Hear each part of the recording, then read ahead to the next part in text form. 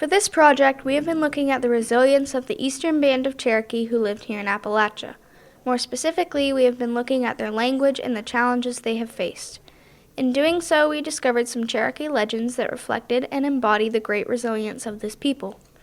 The story we found is called Cherokee Rose and is about the strength the Cherokee people showed on the Trail of Tears. We also had the privilege of interviewing a storyteller named Terry Shin, who talked to us about how storytelling is important in preserving the language of the indigenous people.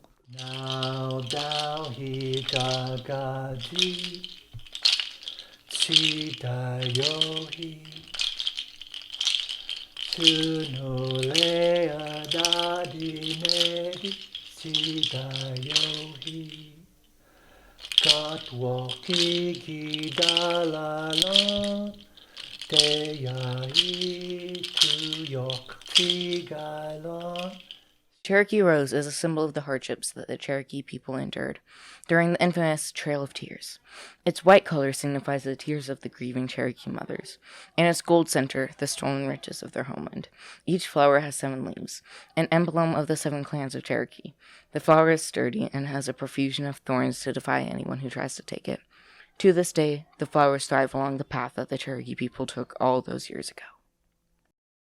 The stories were a way to convey history. The stories were a way to teach the children. Stories were open to all ages, but certainly a lot of the animal stories, those would be told to the children to teach them. Every story had a moral to it. It had a teaching. And those in the middle, those were told the stories of the history of the people. They were told stories about many difficulties, many hardships, but they were also told stories about how we survived those things, how we persevered, and how we became the strong people that we are today. So by telling everyone the history and how we survived those times, it created that feeling of resiliency, created that feeling of strength and community and togetherness. So the stories taught, they healed, and they created that feeling of community in us. Stories, I feel, are really important because there are few storytellers left that you carry that story. But by being a keeper of that story